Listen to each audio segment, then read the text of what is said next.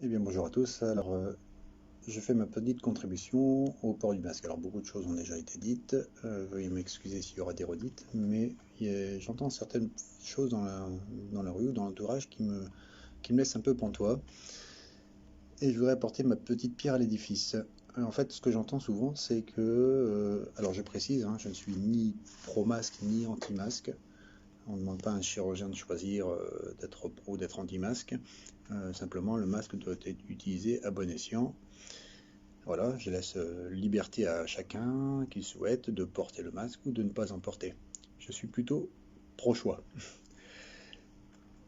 Ceci étant, j'entends beaucoup de gens qui disent oui, mais les chirurgiens, les équipes au bloc opératoire supportent bien le masque. Est-ce que nous aussi, on ne peut pas le supporter un peu dans l'espace public ou dans les magasins?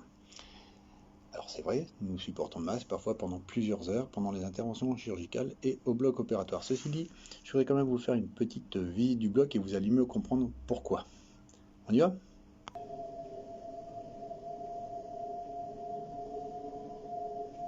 Au passage, vous voyez cette petite affiche qui montre bien que si vous êtes malade, portez un masque chirurgical jetable. Si vous êtes malade. Ça va? Jusqu'à présent, c'est facile à suivre? On continue. Au vestiaire, on se change complètement.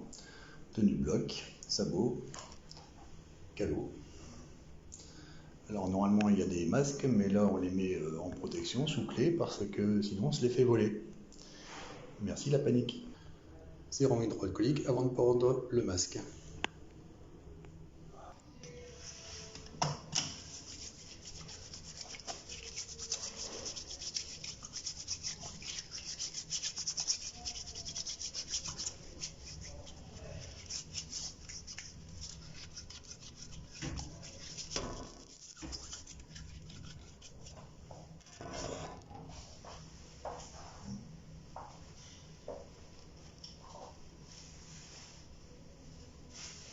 On ne touche pas le masque.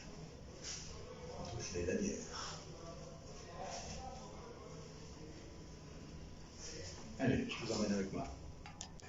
Je vous emmène donc dans une salle d'opération. Bon, par respect pour vous, je vais retirer et rebaisser ce masque qui ne me sert à rien, même pour vous protéger, puisque vous n'êtes pas directement devant moi.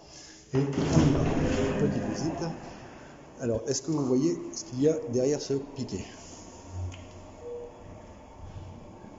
Il y en a dans les quatre coins de la salle pour aspirer l'air de la salle. Et vous voyez au plafond, voilà, il y en a quatre également autour de la zone où il y a la table d'opération pour nous apporter de l'air renouvelé et rafraîchi. Air renouvelé, air rafraîchi, ça veut dire quoi? Ça veut dire que on peut supporter largement la présence d'un masque sur le visage. Ça ne nous pose pas de soucis, d'autant plus qu'on est statique, on ne bouge pas, on ne va pas faire un marathon, on ne va même pas marcher, on reste debout ou assis, il n'y a que nos bras qui bougent pour l'intervention chirurgicale. Donc il n'y a pas beaucoup d'énergie physique demandée, il n'y a pas beaucoup d'énergie à réclamer à notre organisme. Donc pas trop d'oxygène non plus. Voilà. Par contre, de plus, nous sommes tous en bonne santé, autant sur le plan cardiaque que sur le plan respiratoire. Ça va? À présent, sitôt l'intervention terminée, à votre avis, qu'est-ce qu'on fait? On baisse le masque spontanément.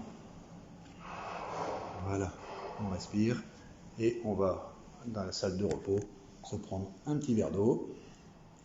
Voilà, pour se désaltérer la gorge.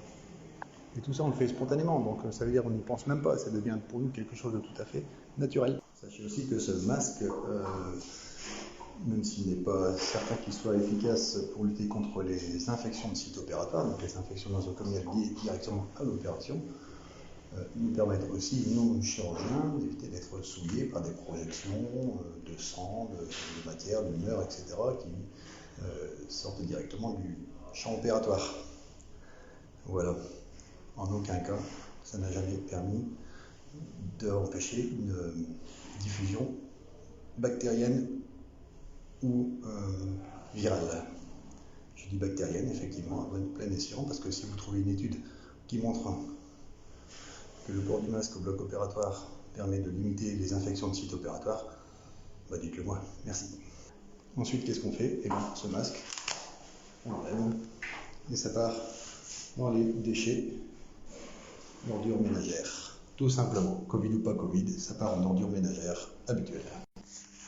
Voilà, j'espère que cette petite visite vous a plu. Un petit mot pour ceux qui pensent que le masque les protège eux.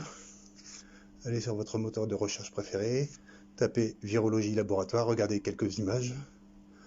Vous voyez comment ils sont habillés, quasiment cosmonautes, et comparez avec votre masque en papier ou en tissu, vous voyez si ça peut avoir la même efficacité.